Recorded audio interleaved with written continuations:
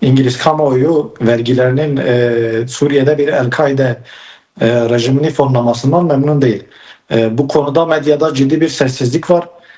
Diğer taraftan İngiliz politika yapıcıların ciddi bir sessizleştirme çabası var. Şam'ı meşrulaştırma çabası var.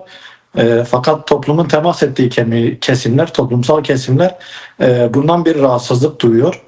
Geçmişte bu rahatsızlık sadece sol ve radikal sol gruplarla sınırlı olmasına rağmen bugün aklı başında herkes bunun bir rahatsızlık yeri olduğunu ifade ediyor. Sizin de belirttiğiniz gibi Jolani'nin şararlaştırılması sürecinde İngilizlerin Intermediate adlı sivil toplum kuruluşu aracı olmuştu. Amerika'nın son Suriye Büyükelçisi Tom Ford bu şekilde bir açıklama yapmıştı ve Jolani'nin gösterdiği pragmatizme olan şaşkınlığını belirtmişti. Bu açıdan yaşanan saldırılar ilk başladığında İngiliz politikacılardan ardı ardına açıklamalar geldi. Bu ardı ardına açıklamalar orada sivillerin korunması yönünde bir politikaya dönüşmedi. Daha çok olanları normalleştirme, hükümet ve silahlı gruplar arasında rekonsiliasyon çabası olarak gören bir çerçeve çizmeye çalıştılar. Bu anlamda medyanın sessizliğinin de stratejik ve tercih edilmiş olduğunu söylemek lazım. Ama buna karşılık Kürt halkı İngiltere'nin bileşenlerinden birisi. Günlerdir sokaktadır, öfkesini haykırmaktadır. İnsanlar günlerdir bunun etkisi altındadır ve bu bazı kapıları zorlayacağı benziyor. Jeremy Corbyn'in başını çektiği bir grup tarafından İngiliz parlamentosunun da çeşitli girişimler yapılmaktadır. Diğer diplomatik çalışmalardan da haberdar oluyoruz basın aracılığıyla. Bunun sonucu değiştirip değiştirmeyeceğini Kürt halkının direnişi belirleyecektir. Evet.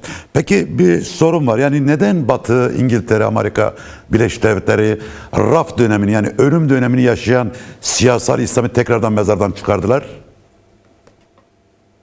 Şimdi bu soruya Afganistan'ın Taliban'a bırakılmasıyla başlamak lazım. Evet.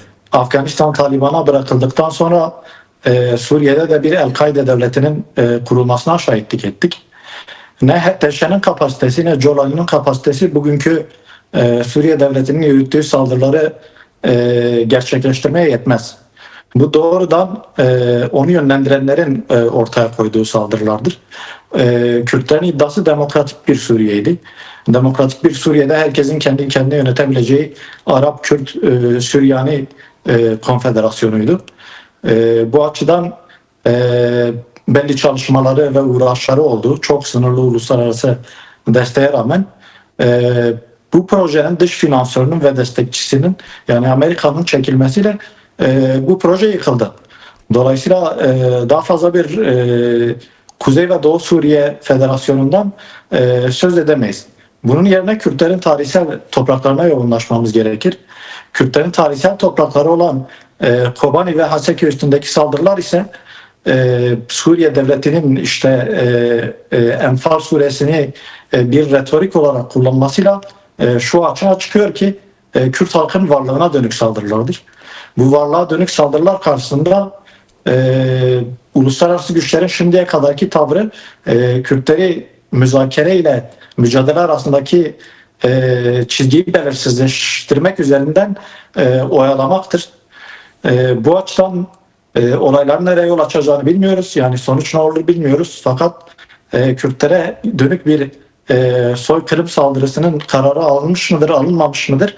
Bunu Suriye'deki HTŞ çetelerinin Haseke'ye saldırma izni alıp alamadığından, diğer taraftan IŞİD'e karşı sembol haline gelmiş uluslararası güçlerin yani uluslararası toplumun radikal cihatçılığa karşı kazandığı bir savaşın sembolü olan Kobani'deki insani krizi çözüp çözemeyeceğinden anlayacağız.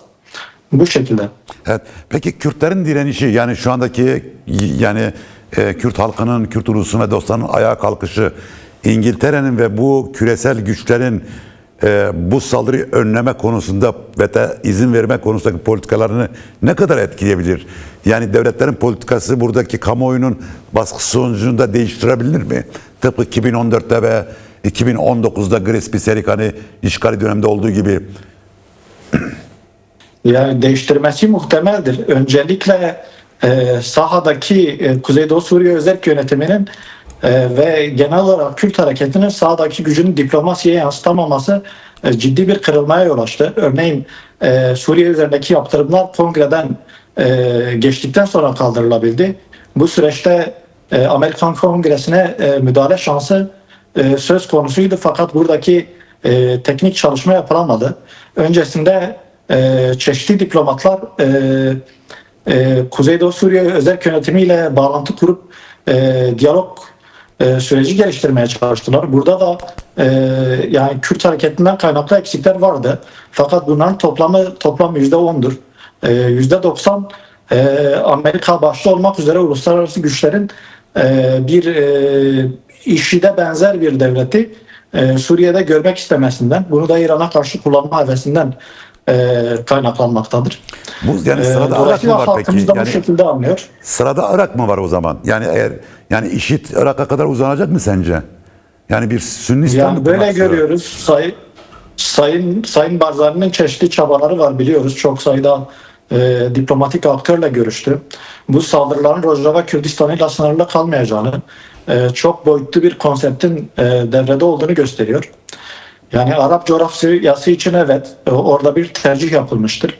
Bu daha çok bir diplomatik yeniden konumlandırmadır. Bunu kabul edebiliriz. Evet.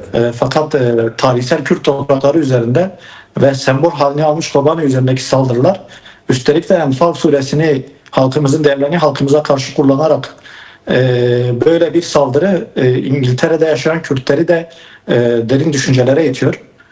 Gerçekten ciddi bir dayanışma ortamı ve ciddi hayal kırıklıkları var.